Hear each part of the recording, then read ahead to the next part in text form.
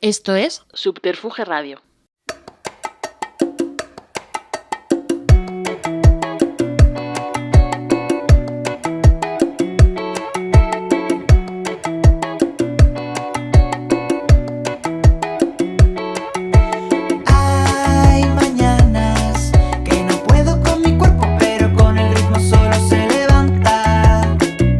Bienvenidos y bienvenidas a Gin Tonic On, pues el programa donde nos tomamos un Gin Tonic básicamente y yo pues soy Tony. No hay más que decir, ¿no?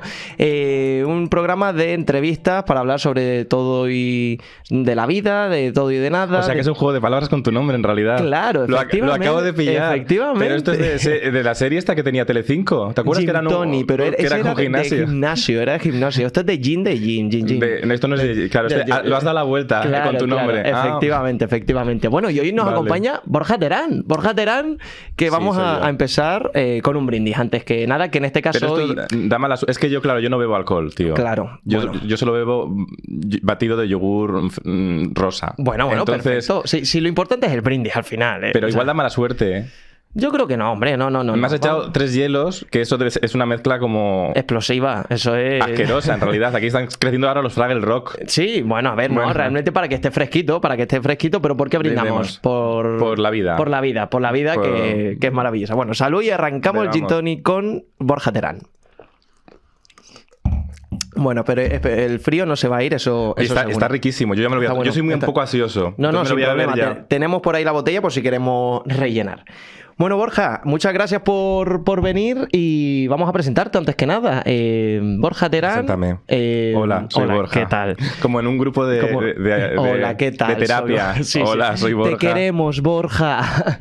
Bueno, licenciado en periodismo, eres periodista, especializado en pantalla, ¿no? Y todo lo que tenga que ver con la televisión. Eres un apasionado de la televisión. Sí, porque la tele ya no solo se ve por la tele. Por eso te he dicho antes de empezar lo de ya. Bueno, ya escribimos de pantallas, porque también escribo mucho de todo lo que vemos a través del móvil, a través de las redes. Sí, porque realmente esto es una pequeña pantalla, una pequeña televisión, quería decir. Sí, y no, es que yo a veces cuando doy clase y en algún máster que colaboro y tal, pregunto a los chavales, ¿de aquí quiénes no veis la televisión? Y levantan todos ya la mano, ¿no? Porque ya, claro, ver la televisión es como una cosa viejuna, en realidad. Pero en realidad están viendo todo el rato televisión, porque la televisión ya no la vemos solo por la tele. Entonces todo es contenido, todo son historias.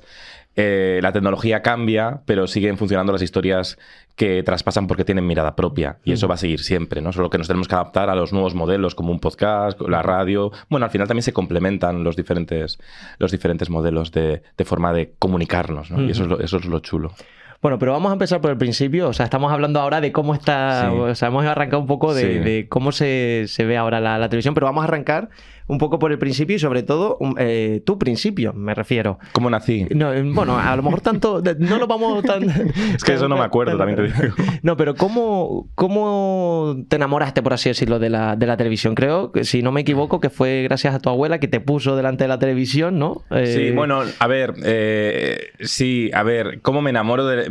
Al final la televisión de los 80, yo nací en el año 81, y la televisión de los 80 es una televisión muy creativa, que fomentaba mucho la fantasía. Entonces te quedabas pegado como diciendo, ¿qué me están contando, no? Y entonces te estimulaba. Era una cosa que te estimulaba mucho. Entonces yo creo que ahí dije, ¿qué es este mundo imaginario, no? Quiero conectar con él. Y había muchas tardes que veía la tele con mi abuela, Arselina, y entonces mi abuela tenía ahí un espíritu crítico muy interesante y me hacía también ver la tele pues con esa... sin condescendencia, ¿no? Con esa cosa de fíjate esto, fíjate lo otro, ¿no? Y entonces eso fue... Bueno, ahí yo ya empecé a prestar curiosidad por la televisión en particular y por todos los medios de comunicación en general, ¿no? Ok. Sí. O sea, claro, es que al final, la televisión, por así decirlo, como que nos ha acompañado siempre, ha estado siempre ahí de una manera o de otra y no es lo mismo ver la televisión, ¿no? Que es diferente ver la televisión como propio espectador o espectadora que dice, bueno, consumo el contenido y ya, sino consumirlo, analizarlo, hablar sobre él, o sea, meterse de lleno en la pantalla, ¿no? Yo desde adolescente, yo ya me apuntaba en libretas, ideas de la tele, pues si acaso trabajaba en medios de comunicación. O sea, ¿pero formato de programa? Sí, yo, por ejemplo, veía Lo Más Plus, que era un programa que me gustaba mucho. Y Lo Más Plus... Los Guiñoles, ¿no? También estaban los Guiñoles dentro, Fernando Schwartz, Máximo Prader... Bueno, era un programa como muy creativo que hacían en los bajos de Torre Picasso, en un plató ahí, en aquella época, que era una televisión muy elegante, pero a la vez muy gamberra. Y yo digo, oye, pues para que no se me olvide, ¿sabes? Me lo apuntaba en libretas y por ahí están esas libretas. Bueno. También lo hacía con el programa de Julia Otero. Bueno, cosas que luego dices que friki era, que al final mi trabajo de hoy sigue siendo ordenar esas ideas, ¿no? En realidad sigo haciendo lo mismo que hace... Me estaba preparando para mi trabajo sin saberlo. Yo lo hacía para que no me olvidara. Y mira, me viene muy bien ahora para documentación para mis cosas, ¿no? Totalmente. O sea, que apuntabas ideas para el programa de Julia Otero. Por ejemplo, yo veía el programa de Julia Otero en TV3, que se llamaba La Columna, en las tardes de TV3, que estaba un magazine súper valiente, súper creativo también. Y claro, yo me lo apuntaba porque digo, si algún día trabajo en el sector, como se me va a olvidar la escaleta, fíjate qué puto friki. Entonces yo me lo apuntaba en una libreta el orden de las cosas, de las secciones del programa y tal, porque digo, igual me da ideas para el futuro, porque las ideas suelen llevar a otras ideas, ¿no? Entonces las ideas también te inspiran. Entonces, por si acaso me olvidaba, yo decía, por si acaso me olvido en el futuro. Y por ahí andan esas libretas. Y realmente aquellas ideas o aquel sueño, ¿no? de Borja de niño se ha cumplido, por así decirlo, ¿no? Hoy en día. Es muy fuerte. Es muy fuerte. Porque hoy estás con Julia, Julia en la onda. Con Julia, que es mi máximo... O sea, realmente... Eso es brutal, es mi máximo... O sea, de verdad, de adolescente yo era...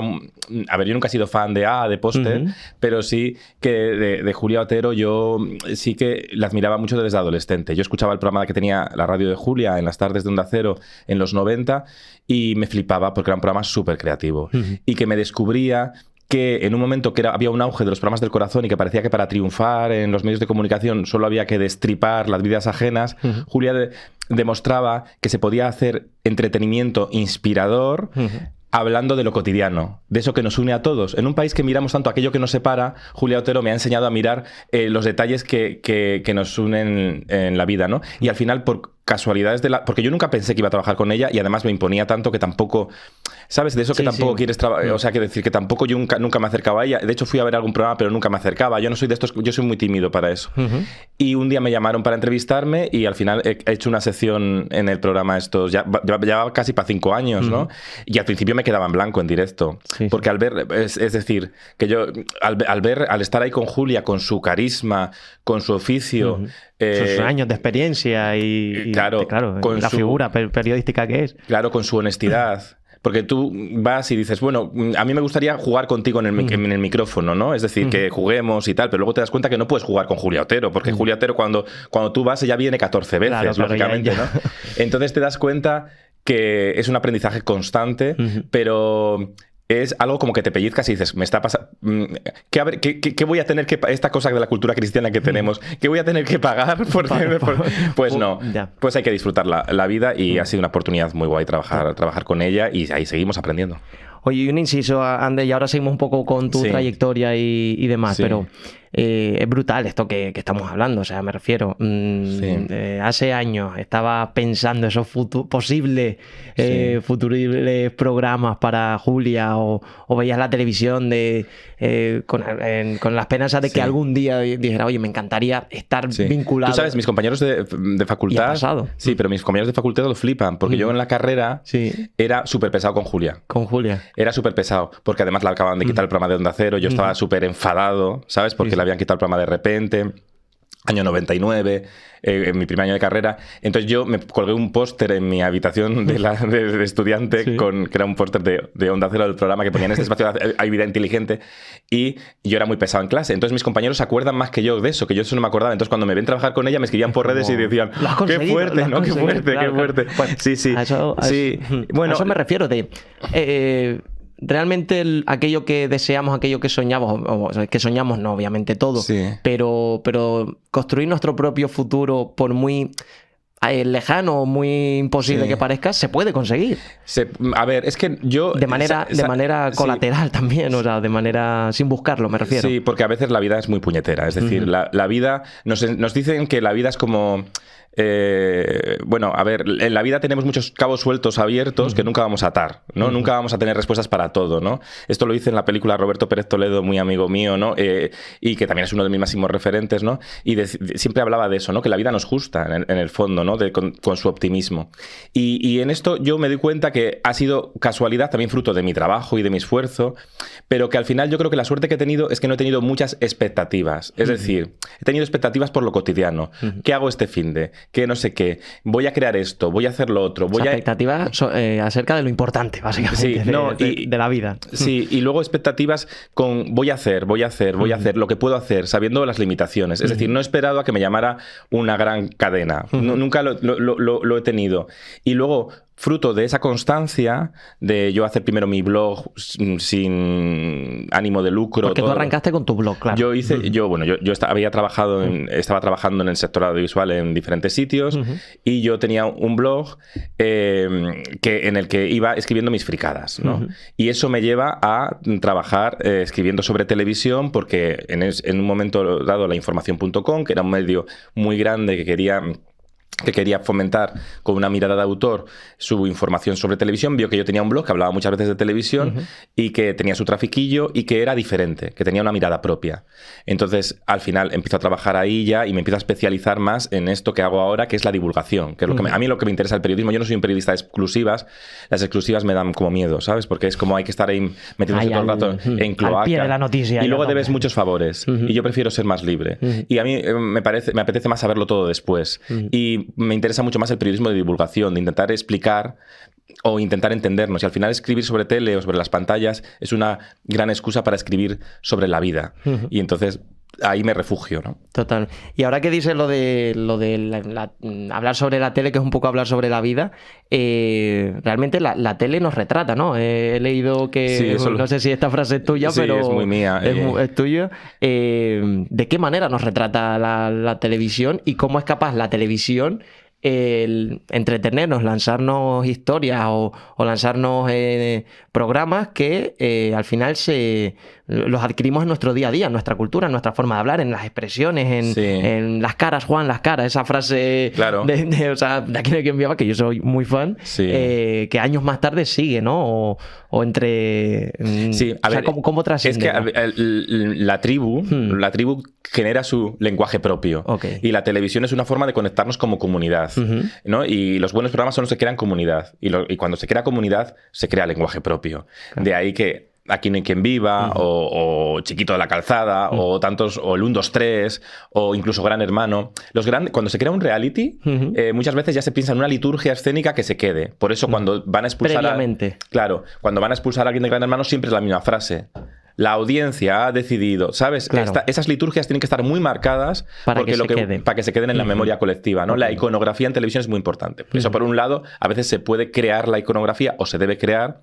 Por ejemplo, El Hormiguero no hubiera sido un éxito sin Trancas y Barrancas, porque también crean ese sello propio, entrañable. Sí, encontrar algo que inmediatamente digas, vale, esto es de este programa, de esta serie o este reality. Y además, en el caso del Hormiguero, Trancas y Barrancas sirven de antagonistas para Pablo Motos, porque para que destaque un personaje principal es muy importante tener buenos secundarios, y eso Pablo Motos lo sabía y lo había aprendido en No Somos Nadie en la radio, y así no está solo en el plató, tiene un ruido, un contrapunto, un apoyo que tienen ahí más gamberro, que a lo mejor preguntas que él no se atreve a hacer. Y que te moviliza y te te arropa y te hace crecer tu propio personaje, ¿no? Eso es muy importante, aunque no hay papel, por eso en los medios nunca hay papel secundario. Muchas veces hay una pelea por ver quién sale en el cartel grande, pero al final no hay papel pequeño, y los secundarios también son vitales para la vida, porque al final todos somos secundarios de la vida, ¿no? Y la vida se co-construye en equipo.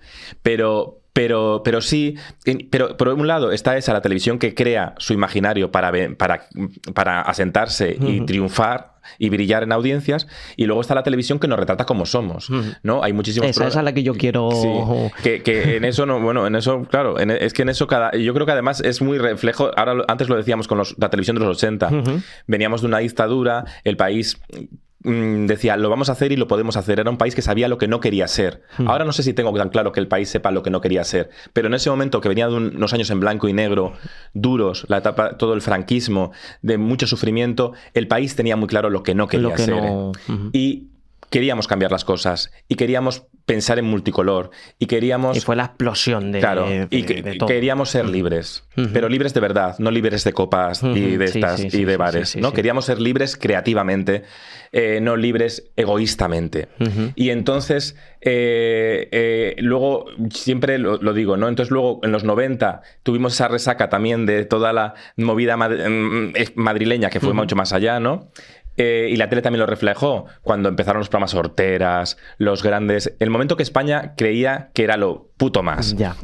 Y entonces teníamos... Ahora vamos a hacer un inciso en esta etapa de... Sí, porque creo que es la tele que yo empecé a consumir, ¿no? Claro, tú eres fruto de las noches de fiestas de José Luis Moreno. Sí, efectivamente. Del Murcia, qué hermosa eres.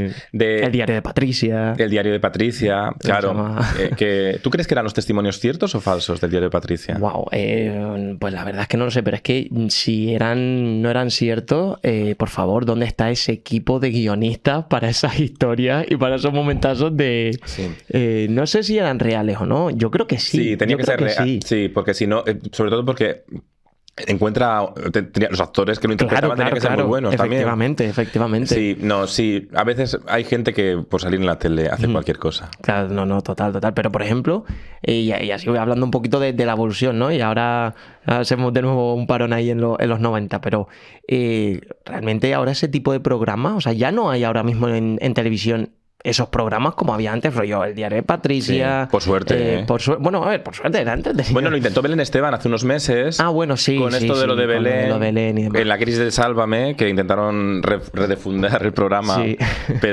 Pero no funcionó, claro. Pero me refiero, o sea, antes había un tipo de televisión, pero por lo que comentas, ¿no? Que veníamos de una época totalmente en blanco y negro, luego una resaca de los 90 que ahí pues continuó un poco ese tipo de contenido, pero es que ahora estamos en otro punto. O sea, no hay... No sé si es contenido más cuidado o no nos da... O sea, no queremos hacer tanto lo que has dicho antes, no queremos hacer el hortera, ¿no? Pero por eso mismo que la tele retrata cómo somos en cada momento. Es decir, somos menos ingenuos y hemos pasado varios procesos como sociedad que ahora somos más sensibles. No queremos reírnos del otro. ¿Vale? Ya hemos desaprendido esa mofa, menos mal.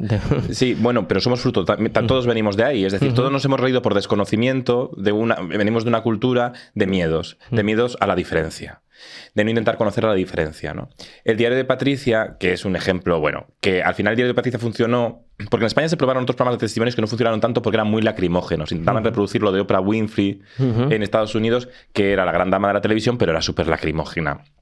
En España, el diario de Patricia llegó en verano, de casualidad, y empezó a triunfar. Y al final era muy luminoso, muy colorista el plató, cada sofá de un color. Patricia Gaztañaga tenía mucha corrosión, que es un valor muy importante en televisión, como tenía Rafael Acarrá, no son lo mismo, claro, no lo comparo, pero tenía mucha corrosión, se reía de sí misma, bueno, se reía incluso tal. Pero sí que ahora no queremos ver a la gente sufrir en la tele, es decir... que la utilicen para dar pena, eso no lo queremos. Yo creo que no lo queremos, aunque lo intente. O sea, queremos historias reales, pero no que la persona... O sea, no reírnos obviamente de la persona. La palabra clave es, siempre lo digo, lo decía mi amigo Roberto Pérez Toledo y yo lo he aprendido de él, tratar bien a una... Para cualquier trabajo, ya sea en cine, en televisión o en el periodismo, hay una palabra clave, que es la condescendencia. Si estás siendo condescendiente, algo estás haciendo mal. ¿No? A cualquier persona de cualquier diversidad, ya sea persona con discapacidad, persona de diversidad sexual, lo que sea. Entonces, había programas, y sigue habiendo, que buscaban esa condescendencia de vamos a dar pena, vamos a buscar la historia de superación, que es terrible lo de la historia de superación, porque todos al final intentamos crecer como podemos. No hacemos lo que queremos, hacemos lo que podemos. Lo que podemos, y encima, si nuestra referencia a la hora de tratar es de esa manera condescendiente, al final eso es lo que hemos mamado al final. Sí. Y luego en nuestro día a día... Y nos seguimos riendo, porque hay, por ejemplo, hay límites del humor. ¿Cuáles son los límites del humor? Pues eso ya Miguel Gila, el gran maestro del humor, ya sabía que también era fruto de su tiempo, pero sabía que el humor tiene que ir de abajo a arriba, no de arriba a abajo, no al débil. Totalmente. Tener sensibilidad. Tú puedes ser un hijo de puta haciendo humor, pero tienes que tener sensibilidad, tienes que tener esa sensibilidad de entender cuándo, por ejemplo, qué sentido tiene reírte del físico de una persona. Ya, oye, es que el físico de una persona no es debatible, igual que la sexualidad de una persona no está a debate. Los derechos humanos no están a debate, por lo tanto no te puedes reír de las peculiaridades de las personas, ¿no? Y eso en la parte de ficción también se veía en la ficción de hace unos años, cómo eran tratados diferentes perfiles, roles de personajes. Pues yo creo que hemos tenido una ficción en España muy... Hombre, lógicamente, como es reflejo de nuestro tiempo, es decir, la ficción no tiene que ser ejemplarizante, igual que el humor no tiene que ser ejemplarizante. Una cosa es ser condescendiente y otra cosa es ser ejemplarizante. Es decir, la ficción tiene que retratar la realidad y más allá. Es decir, tiene que enfrentarnos a todos, incluso nuestros miedos, ¿no? Y tiene que mostrarnos... había una polémica ahora con Élite, ¿no? Que desde las redes sociales a veces se decía que se blanqueaba una violación porque el grupo acababa como defendiendo al violador. Pero es que eso es parte de la vida. Es decir, no tenemos... La ficción también tiene que mostrar lo que nos renueve. Nos remueve. O sea, por esconderlo no va a dejar de existir. Al contrario, por mostrarlo, muchas veces te hace pensar y te hace ser mejor persona, ¿no? Sí. Entonces yo creo que la ficción en España, hemos tenido una ficción brillante, porque muchas veces se dice que la edad de oro de las series es ahora, porque nos acordamos de lo último. Pero en realidad España ha tenido muchas edades de oro de las series, y los 80 también fue unas etapas muy brillantes para nuestra ficción. Hubo series como Anillos de Oro, por ejemplo, con Imanol Arias y Ana Diosdado. Ana Diosdado además era guionista, y ahora tú ves esa serie y es que te viajas a esa época y entiendes esa época. Entonces te hace entender un poco de cómo somos ahora, entiendes todo cómo somos, el Vox y Vox y todo, ¿sabes? Porque ves de dónde venimos, ¿no? Y cómo hemos hecho una transición que muchas cosas se han metido debajo de la alfombra y ahora están saliendo, pero bueno, se tuvieron que meter también para poder hacer la transición. Claro, ahora que dices lo de la ficción, que es verdad que ahora parece que es como, wow, ahora sí que se hace ficción aquí en España, ¿no? Pero creo que también has dicho que la ficción, o sea, la ficción española nace con Curro... no con Curro Romero, no, con Curro Jiménez. Curro Jiménez. ¿Casi de Curro Romero? No, Curro Jiménez. Curro Romero, que fue un gran torero, yo qué sé. Tampoco soy yo taurino. Pero Curro Jiménez, sí, es una gran serie que además, cuando las series se grababan en cine, ¿sabes? Que además tenían un comienzo y un final. Sí. Ahora ya las series, como los Netflix y tal, no quieren nunca final porque dicen a ver si va a funcionar y la puedo estirar un poco más. Y les tiramos, Claro, entonces ya las series ya no tienen final, que eso también es un problema porque se desvirtúa. Sí, y al final es un sueño todo. Claro, pasa lo de Los Serrano. Que ahora hablaremos también de aquella época, de esa serie. Pero al final Curro Jiménez fue también muy importante porque desde el imaginario de la serie con tintes de época mostraba muy bien las dos Españas. Bueno, es muy interesante también de revisionar. Además es la primera serie que hay capítulos dirigidos por una mujer en nuestro país, que fue Pilar Miró. Entonces ya fue incorporando esa mirada de Pilar Miró, que rompió muchos techos de cristal que seguimos teniendo, ¿no? Ya se iba incorporando esa diversidad, ¿no? Que la sociedad la construimos entre todos, pero los medios de comunicación han sido siempre muy masculinos, y entonces a veces había una mujer que decía, oye, pues vamos a tratar esto, y decían los señores decían, esto es cosa de vosotras, ¿sabes? Como si las mujeres fueran una cosa de Marte, de otro planeta, claro, ¿no? total. Somos la mitad de la sociedad, pues son cosas de todos, todos. Efectivamente. Y la valentía de decir, oye, vamos a mostrar esta parte, ¿no? Y la valentía de una época en la que... y Julia también, que antes hemos hablado de Julia, también ella bastante valiente para la... Bueno, es que Julia yo aprendo todo el rato tanto cosas de Pilar Miró como Julia Otero. Bueno, y Julia tiene mucho que ver con Pilar Miró porque la época que alguien confía en Julia Otero en televisión es si alguien es Pilar Miró, que dirigía en ese momento Televisión Española, una televisión pública que se habla mucho de televisión española como que tiene que ser plural en informativos, ¿no? Información. Sí, hay que ser plural en información. Pero también hay que ser plural en creatividad. Porque al final, como realmente se moviliza un país, se hace un país mejor, un país más emprendedor, un país más culto. Si alguien quiere que sea un país más culto, un país más emprendedor, un país con mejor economía, por tanto, es a través de un país con una televisión pública también que movilice la creatividad. La creatividad que tenga pluralidad de creatividad, de autores. Y solo tenía... No solo información, que también, ¿no? Pero esa parte de contar historia. Porque al final el entretenimiento es la gran forma de contacto con el mundo. Es decir, tú te puedes inspirar, descubrir artistas de la música, de la literatura, pero incluso de la vida, referentes, a través del diario de Patricia. ¿Sabes? Lo puedes hacer a través del entretenimiento psicondescendiente. Ese costumbrismo cercano y lo que hablábamos antes, ¿no? Del día a día, de las cosas cotidianas que no hace falta elevarse a... Sí, las nuevas generaciones descubren más artistas, iconos de la música a través de Tu cara me suena que a través de un documental de las dos. O descubren más referentes a través de Broncano que a través de un programa de entrevistas así, hola, buenas tardes. ¿Sabes? Porque a veces se crea, últimamente se cree que la entrevista tiene que ser trascendente, ¿sabes? Tiene que ser, hola, buenas tardes, y decir una cosa intensa y... No, la buena entrevista es la que crea hogar, pues la que hace Julia Otero, la que hace Mercedes Milá. En Movistar Plus hay un programa maravilloso ahora de Mercedes Milá enfrentando las entrevistas que hacían en los 80 y 90 con ahora. Yo he visto una de Ana Belén estos días que es maravillosa porque crean hogar. Entonces ahí es donde, en esa tranquilidad de que no hay preguntas intensas, no vas a pillar. Sí, al final hablar y obviamente... hablar de algo que pueda tener relevancia y que pueda ser de interés, pero que no deja de ser al final dos personas hablando. Claro, y ahí te relajas y ahí empiezas a contar cosas de tu vida interesantes que aportan socialmente al resto.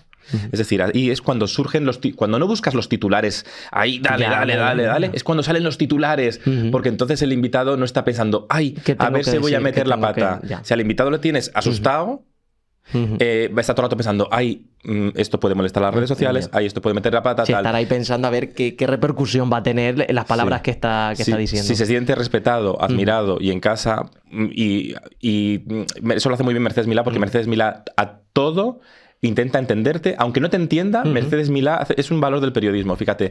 Aunque no te entienda, intenta entenderte. Entonces, ese ejercicio es muy interesante porque además ahora mismo en la época de pantallas que vivimos, que no vemos nunca a la otra persona a través de las redes sociales, por eso estamos tan polarizados, ¿no?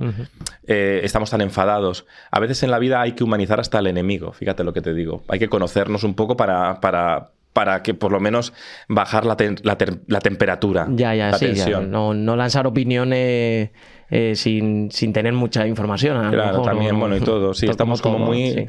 Estamos en nuestros irascibles y muy... No, y estamos en nuestros círculos y ya estamos con nuestras ideas preconcebidas. A veces tienes una idea preconcebida de alguien y luego, pues... Cuesta mucho incluso hablar con la otra persona y decir, oye, te quiero entender. O sea, no te quiero entender, sino quiero hablar, cuéntame tu punto de vista, ¿no? O sea, dar un poco oportunidades. Eso es, a todo el mundo, ¿eh?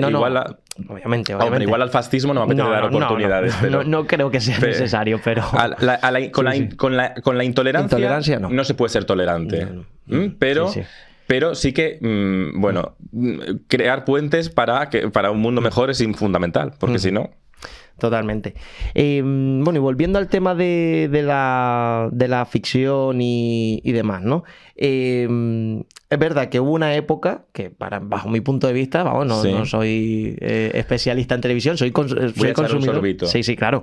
Soy consumidor, pero claro, hubo una época en la que a día de hoy esas series que se crearon por aquella época, ahora las plataformas las están rescatando. Pues como veas, Aquí no hay quien viva en Netflix o muchas de ellas en las diferentes plataformas, que ahora rascaremos un poquito en esta explosión de plataformas, explosión de contenido y de todo.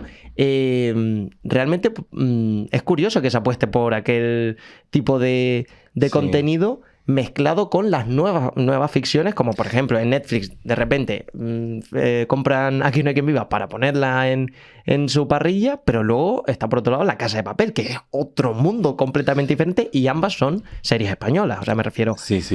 ¿Cómo? O sea, bueno, ¿qué pero porque diferencia vivimos en muchos mundos, pero todos están en este. Total, y eso total. es lo chulo. Sí. Y al final, ¿sabes lo que pasa? Que en un momento que tenemos tantos impactos audiovisuales, es fácil perdernos. Lanzar una serie hoy cuesta más que lanzarla ayer, porque al final creemos que tenemos tanto que nos despistamos más que nunca. Que hay mucho contenido. Entonces las plataformas tiran muchas veces de la nostalgia reciente, porque al final la televisión tradicional sigue siendo el gran escaparate, la gran vitrina donde coloca los productos y los ve mucha gente. Es decir, en Netflix no hay tanta audiencia como una noche en Telecinco o en Antena 3. Ya. Entonces sigue siendo importante para las plataformas ese producto que ha estado en la televisión tradicional o que está en la televisión tradicional y que entonces la gente ya reconoce, más aún si lo tiene mitificado en su memoria. Tú has dicho Aquí no hay quien viva, pero el gran ejemplo también es Friends. Friends también, ¿verdad? Sí. Friends es una serie que ya tiene muchos años, pero que la gente sigue viendo en maratón. Es esto que se llama el efecto karaoke, que aunque te sepas los diálogos... Karaoke, sí, aunque te sepas los diálogos, lo vuelves a ver porque vas diciendo los diálogos casi con ellos, claro, ¿no? Sí. Entonces, ¿qué pasa? Que cuando Netflix pierde los derechos de Friends, tiene un problema. Claro. Porque Friends se colocaba todos los fines de semana en lo más visto. ¿Por qué? Porque tenemos tantas cosas que ver que al final vamos... va a lo seguro. Exacto, es lo que te iba a decir. Vamos al terreno seguro. Total. Vamos a nuestra nostalgia de saber que nos va a hacer sentir bien, que además son capítulos cortos, que te vas a reír, y que al final te encuentras con ese mundo con el que creciste, que además Friends representa a esa sociedad, a esa generación con la que yo me identifico, aunque yo soy un poco más pequeño, ¿no? Pero esa generación del que nos dijeron, os vais a comer el mundo, y luego cuando ya te toca comértelo, te das cuenta... ¿Dónde está? ¿No? Que te empachas, que no te lo vas a comer, que la vida es... ir avanzando hacia ningún lugar. Es decir, ves una montaña rusa así y no hay un éxito que tocas, sino simplemente hay experiencias. Y hay que aprender y disfrutar lo cotidiano, más que lo grandilocuente que nos han enseñado siempre. Total. Estoy harto del éxito y el fracaso. Esto, el fracaso, el éxito, el fracaso. Vamos a relativizarlo. Nos han creado muchas expectativas. Y entonces, ¿qué podríamos decir? O sea, aparte de vivir y disfrutar, intentar disfrutar de cada momento...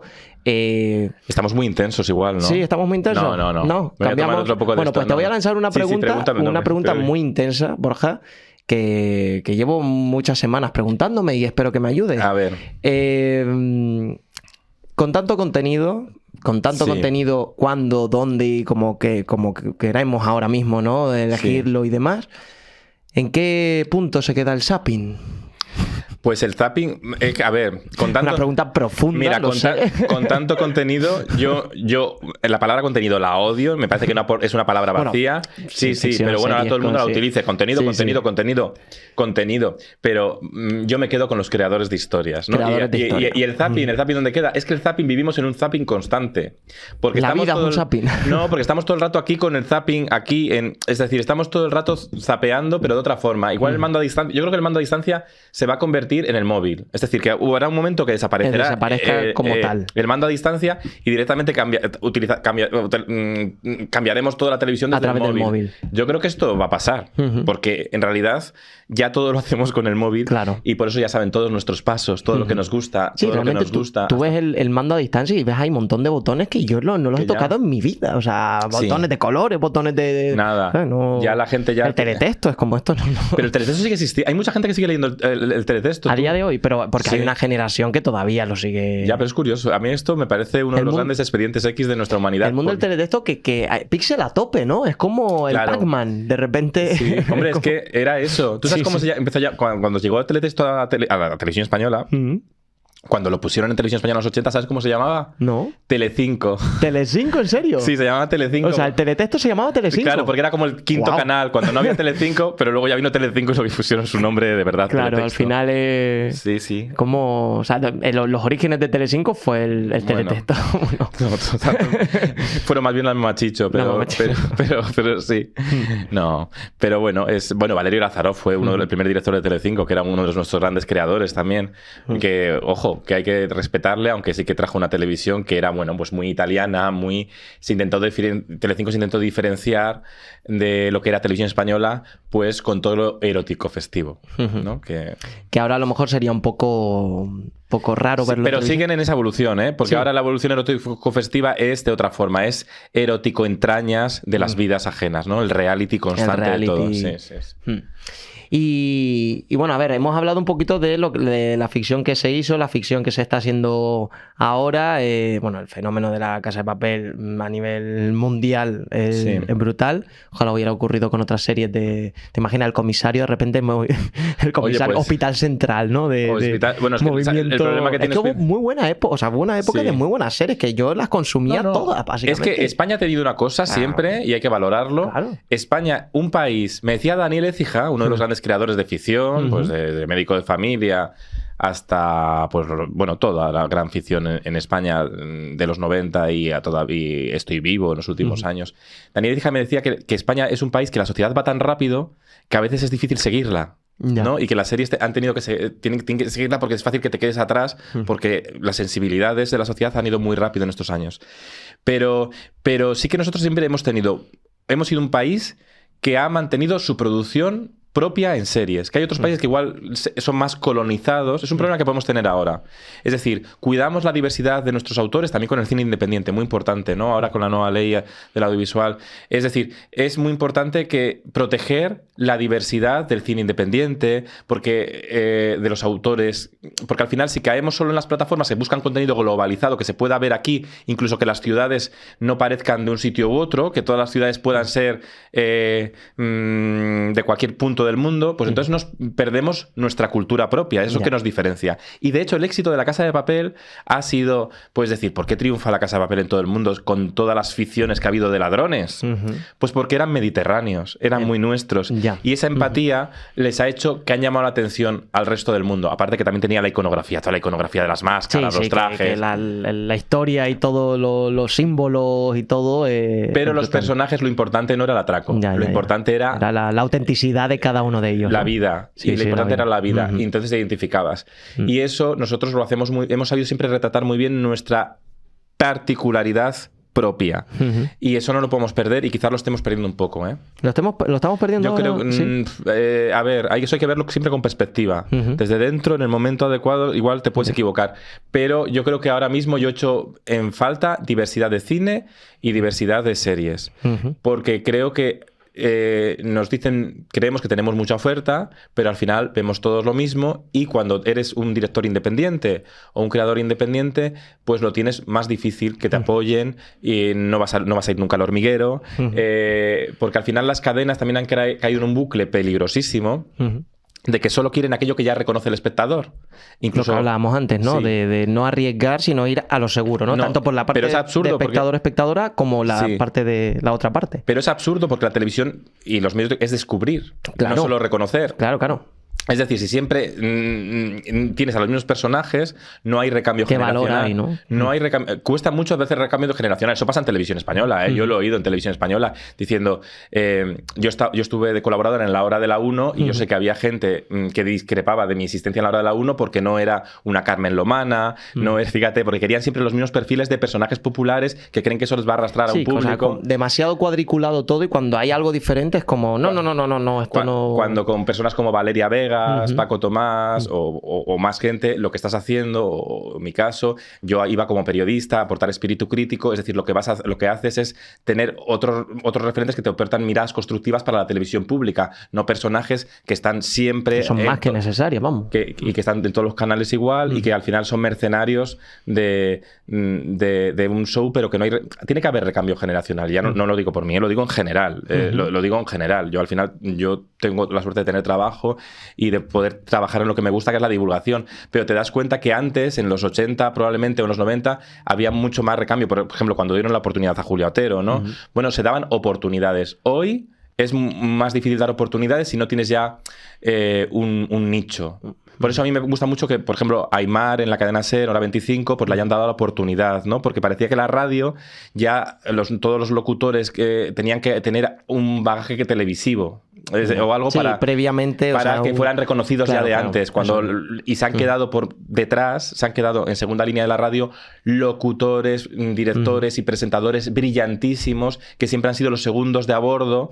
¿Por qué? Porque cuesta mucho dar ese testigo, cuando en la vida es dar testigo. Claro, pero ahí lo que hablábamos antes, ¿no? Éxito y fracaso, al final, oye, esas personas que se quedan, no se quedan en el camino, ¿no? Pero que... No, pero nadie, no, pero no se quedan en el la camino. cuestión de las oportunidades, ¿no? Pero De decir, no, oye, pero esas personas probablemente no se quedan en el camino, porque ser segundo de a bordo, estar a veces incluso en los márgenes de la sociedad, te permite hacer muchas cosas muy interesantes y ser más libre. Pero el resto, como sociedad, la sociedad sí que se está perdiendo mucho. Ya. Es más por la sociedad que por los que se quedan en los márgenes, que probablemente sean más libres y tengan incluso menos quebraderos de cabeza a veces. Claro, y ahí el papel de... que también es creo yo, una suerte, ¿no? En la época en la que vivimos, de tener la posibilidad de crear tu propio... Bueno, sé que la palabra contenido no te gusta, pero crear tu propia ventana, tu propia manera de comunicar, tu propia manera de hacerte notar, ¿no? Y decir, oye, aquí estoy yo, esto es lo que soy capaz de hacer, Fundamental, ¿no? y es lo que hay que hacer. Yo lo que he sido es porque yo me he inventado, es decir, yo he aprovechado... Has inventado a ti mismo. Claro, ¿no? bueno, yo he trabajado en medios tradicionales, pero también aproveché, y eso lo aprendí de Roberto Pérez Toledo, ¿no? Como director de cine, él no podía esperar, y es decir, él ha sido muy generoso también al regalar su obra en YouTube, en Facebook, aprovechar las nuevas ventanas para contar historias más allá de las distribuciones en el cine tradicionales, ¿no? Ha roto incluso con los corsés de las distribuciones tradicionales. Pues yo también aprendí de eso de él, como ha sido mi compañero de aventuras, ¿no? Pero aprendí de eso de él, que yo no podía esperar a que me llamaran. Tenía que contar lo que sé contar. Emprender tu camino. Claro, y eso me ha llevado a poder trabajar de ello y vivir de ello. Sí. Entonces yo se lo digo mucho a las nuevas generaciones cuando voy a universidades y tal, no esperéis a que os llamen porque tenéis ahora si tienes un talento, muéstralo. Muéstralo. Más vale, eso lo decía siempre Roberto, por cierto, más vale una historia mal contada que una historia que se quede sin contar. Que no porque en la vida aprendemos. Hay días que en la radio que me sale muy mal o hay artículos que me salen peor, pero escribo el paso de hacerlo. Pero escribo un artículo cada día. Entonces, habrá algunos mejores escritos y habrá otros mejores escritos, pero lo intento, aprovecho todos los días la oportunidad. Totalmente. El otro día lo estaba hablando con una amiga que no hay ideas malas. No hay ideas malas, sino ideas no ejecutadas. Es decir, sí, es que es eso. Es eso. Final... Pero muchas veces esperamos... Sí, como que alguien nos venga a buscar, pero o alguien nos llame, o alguien no... Claro, o esperas que venga el Telecinco gigante, o la cadena SER. Cuando, fíjate, hay mucha gente. Todos los podcasts que está haciendo ahora la cadena SER, pues son de gente también que ha emprendido, porque es que además ahora tienes la tecnología. Ahora con un móvil puedes hacerte un programa de radio, un programa de tele. Lo tenemos todo en nuestra mano. O contar puedes contar historias. Entonces, y los medios de comunicación en el sector audiovisual, claro, en el sector audiovisual, los medios de comunicación ya no les van un currículum. Van a ir a buscarte por algo que te diferencie. Por el talento que ya que desarrollas y que emprendes. Sí. Totalmente. Bueno, y para ir ya entrando en la recta final de este Gin Tonic, que me está encantando, vamos a brindar por la televisión que se ha hecho en el pasado, pero ahora lo que te voy a preguntar, mientras das el sorbo, ya me queda poco.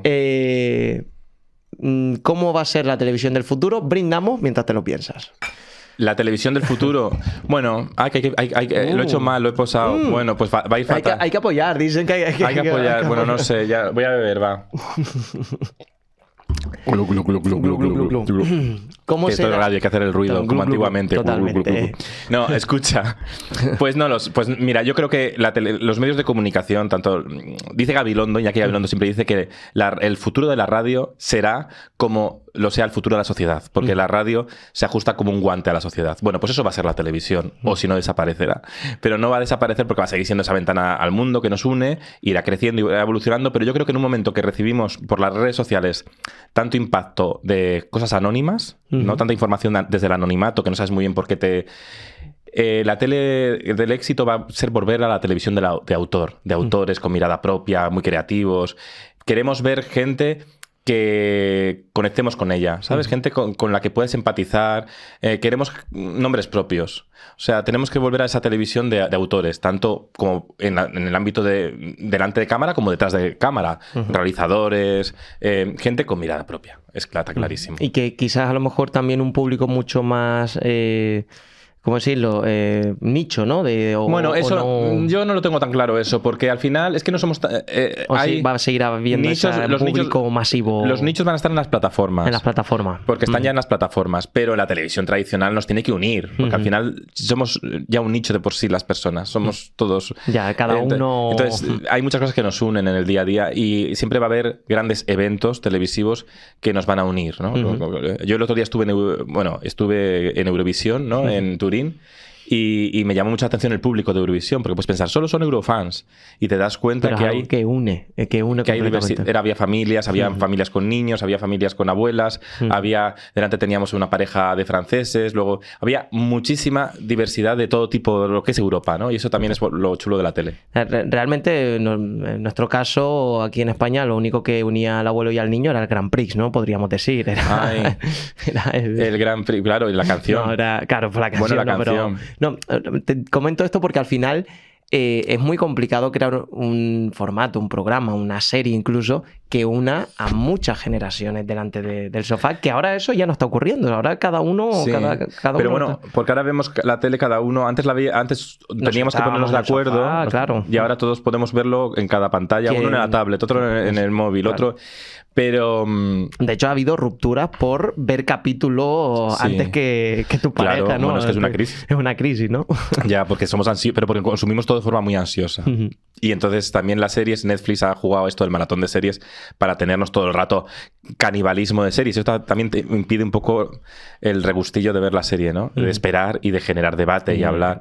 Bueno, yo no sé. A mí el Grand Prix, ahora el Grand Prix de Ramón sí que podría funcionar, yo creo, fíjate. Sí, pero no sé, diferente. Yo estos años he conocido a Ramón García y me parece un tío estupendo, un gran profesional, sabe muchísimo de televisión y el Grand Prix, si por algo funcionó, fue por él, porque él sabía muy bien comunicar y sabía lo que necesita el espectador en cada momento. Lo han intentado hacer otras veces. En Telecinco intentaron hacer uno que era Juegos sin Fronteras, así también con pruebas, que se caía la gente, pero le faltaba la humanidad. Claro. Porque al final tiene que haber un narrador empático que vaya contando las caídas de la gente con una gracia cercana. Y eso lo tiene Ramón. Que al final es eso, es cercanía, naturalidad y no intentar ser otras personas o personas alejadas de la realidad al final, ¿no? Pero muchas veces dicen, cuando sales a un plató, dicen, sé tú mismo.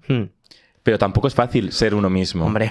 Tú lo sabes bien, que haces monólogos. Sí. Es decir, es muy difícil ser uno mismo delante con los focos, con una cámara. Entonces, bueno, yo sabes lo que digo siempre cuando vas a entrar, y eso me pasó el primer día que entré al estudio de Julia en la Onda. Yo estaba muy nervioso, porque claro, me iba a entrevistar Julia Otero. Antes que yo estaba Jordi Évole, y Jordi Évole, yo veía hablar a Jordi Évole y digo, ahora que bien habla Jordi, Julia me va a entrevistar a mí y yo voy a balbucear, voy a estar nervioso, estoy histérico, tal.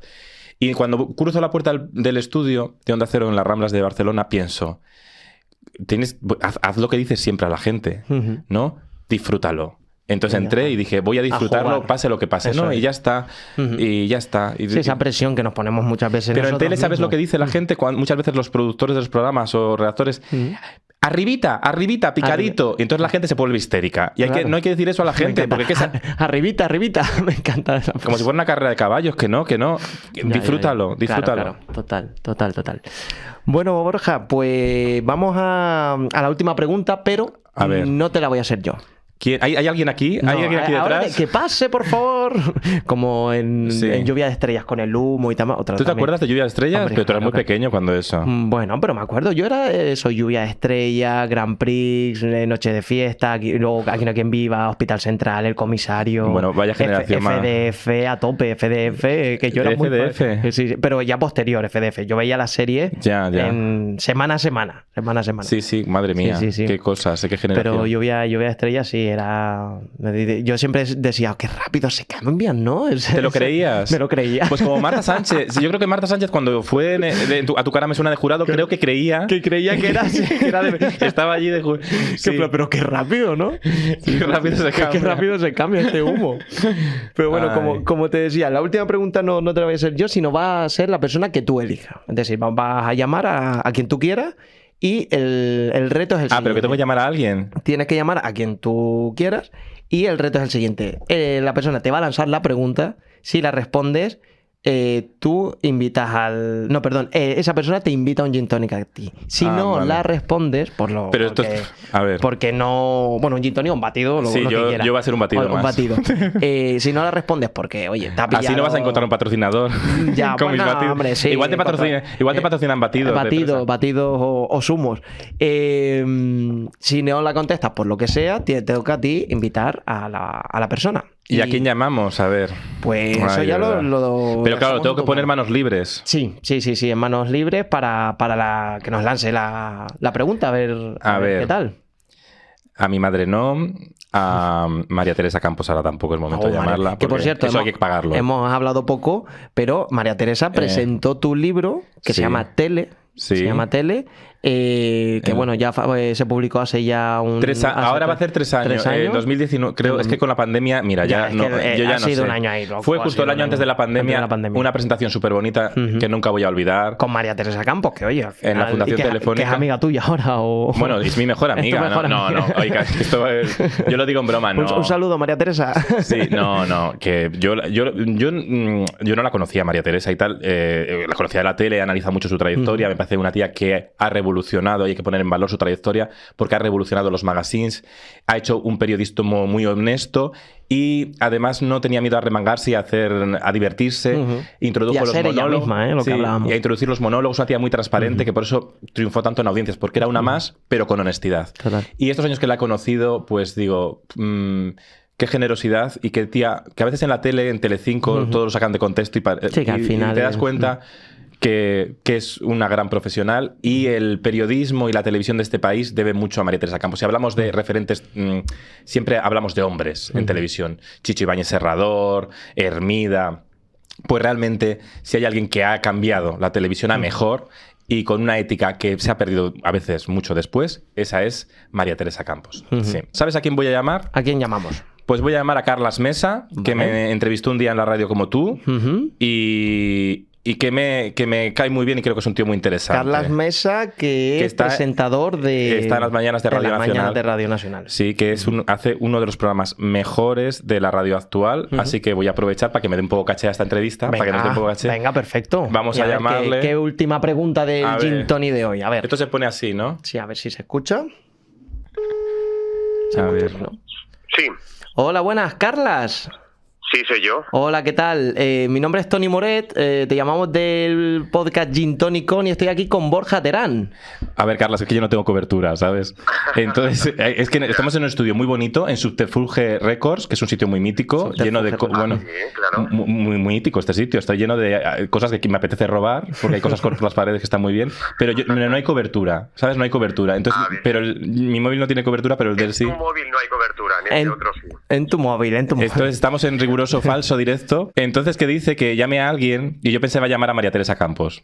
Pero claro, he dicho, María Teresa Campos, esto hay que pagar. Y he dicho, pues vamos a llamar a Carlas Mesa, que hace un programa muy chulo en Radio Nacional, que es un tío de prestigio. Y que es gratis. Y que es gratis. No, gratis no te va a salir esto. ¿No? No. Por cierto, te he intentado hacer un bizum, pero me pide una clave. Es que el otro día me invitó a comer. Vale. y no sé hacer el bizum porque me pide una clave nueva firmando en la caixa y no puedo hacerlo. Esa buena excusa. Ahora me la voy a apuntar esa para no hacer visum. Estoy como un gorrón. Excusas, ¿cómo puedes ver? No tengo cobertura. No tiene cobertura y clave para el visum. Bueno, pues, ¿qué tiene que hacer Carlas? Efectivamente, Carlas, Tengo que hacer algo. te cuento rápidamente. Es muy, muy sencillo. ¿Vale? Has visto que Carlas tiene una voz súper de radio. Totalmente. Mira, ponlo en el micrófono. Carlas, di hola, son las 9 de la noche, las 8 en Canarias. Es que no sé qué hora es cuando se emita esto. Bueno, aquí... Ahora Carlas Mesa le llama mucho broncano, ¿sabes? Entonces sí, para una cosa en la vida moderna. Entonces... los podcasts del mundo le están exprimiendo mucho. Pues te agradecemos que hayas entrado en Gin Tonic con Carlas.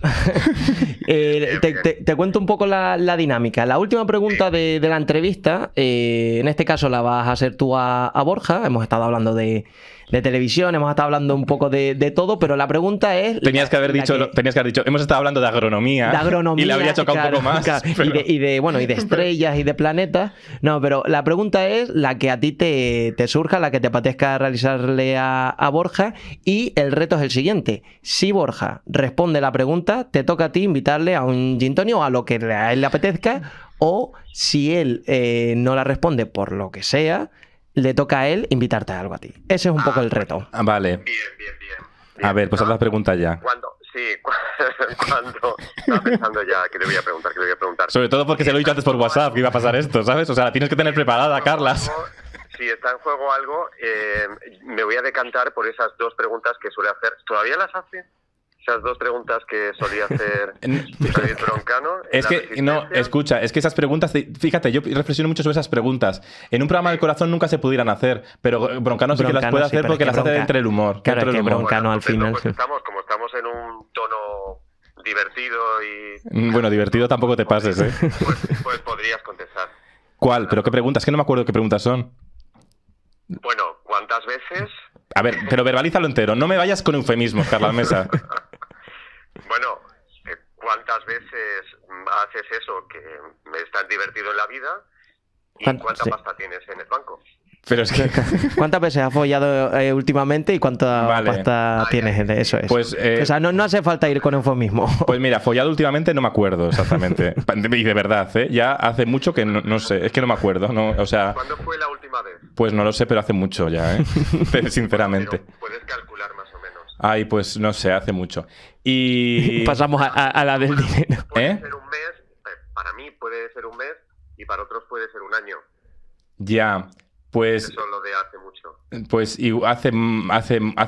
hace unos meses ya, fíjate, es que estaba un poco depresivo estos meses. Y lo del dinero, es que lo del dinero me parece tan vulgar. Carlas Mesa, me parece tan vulgar que hagas esa pregunta y que encima estás plagiando a Broncano. Pero ¿por qué? En otras culturas no es tan vulgar y se habla abiertamente.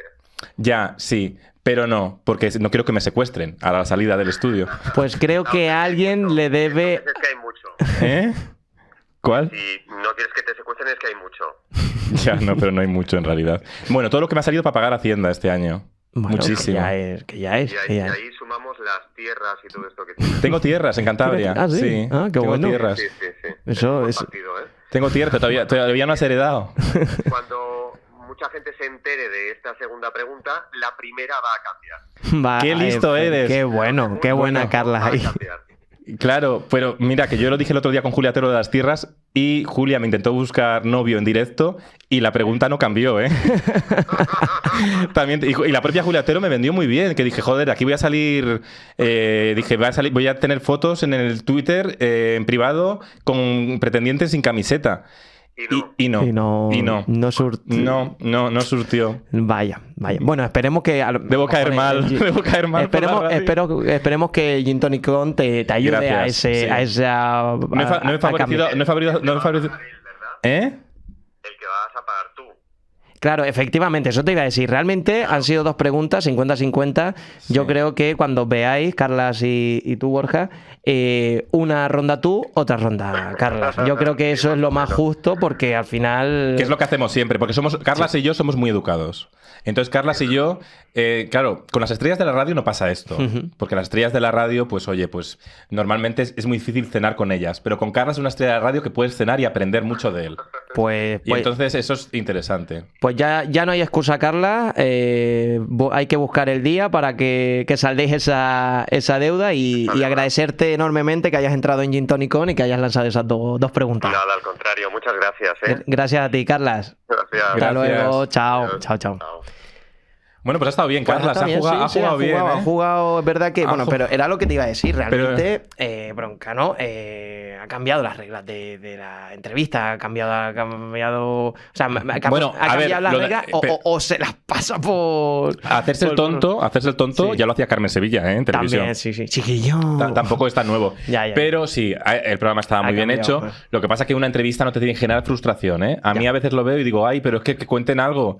No, una entrevista no se tiene que convertir en un duelo entre quién es el más gracioso, el invitado y el entrevistado. Está bien como formato una temporada, pero luego los formatos hay que evolucionarlos para que no queden atascados. Yo creo que Broncano es un tío muy inteligente, con una curiosidad muy interesante, con una cultura. La base de la comedia de Broncano es que tiene una cultura muy guay. Es decir, que aunque no caigamos, cuando hace un comentario de una cosa sutil, luego todos lo reconocemos, ¿no? Y eso es la buena comedia. Y en eso es muy bueno. Y en eso es un maestro. Y entonces en las entrevistas tiene que volver a esa entrevista que hacía también y que hace en la radio de escuchar un poco más. Porque le va a venir muy bien al programa para seguir creciendo, porque el programa tiene que crecer. Porque todos tenemos que crecer. Los programas también tienen que crecer, porque si no nos quedamos atascados. Y cambiar y así no nos aburrimos. Efectivamente, como esa historia que dice, pero has cambiado, ¿no? Y dice, claro, es que de eso se trata, ¿no? O sea, sí, a mejor, porque hay gente que cambia mejor. Sí, no, hay que ir evolucionando y ya está. Y buscándose ilusiones. Y la Resistencia, yo era muy fan de la Resistencia, pero lo estoy dejando de ver, porque ya me parece un poco repetitivo, pero bueno. Hombre, ya son unos cuantos años. La crisis de la cuarta temporada. De la cuarta temporada. Bueno, Borja, para acabar, te voy a hacer el test. También tienes test. Un test muy rápido. También tienes, pero ¿por qué todos los podcasts tienen test? Ya, es que... Aquí no ha sido nada original, ¿eh? No ha sido original. Bueno, intentaremos que sea algo original. Al menos las respuestas tienen que ser muy rápidas. Lo primero que te venga a la cabeza cuando yo te diga una palabra y tú respondas con lo primero. No jugamos aquí, ¿vale? Vale. Pues venga, arrancamos este último test en Gin Tonic On. Un lugar. El Parque Tierno Galván. Una comida. La lasaña. Un defecto. Un defecto. Hablo muy rápido. Una película. 6 puntos sobre Emma. Un hobby. Pasear. Una bebida. El Danab de fresa. Un sueño.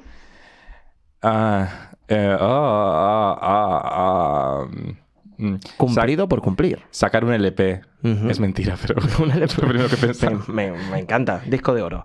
¿Un recuerdo? Un recuerdo. ¿Pero de qué tipo? Lo que te venga. Pues mira, un mes en Nueva York con Roberto Pérez Toledo. Una frase. Que triunfe la imaginación. Y por último, un personaje. Un personaje. Pues...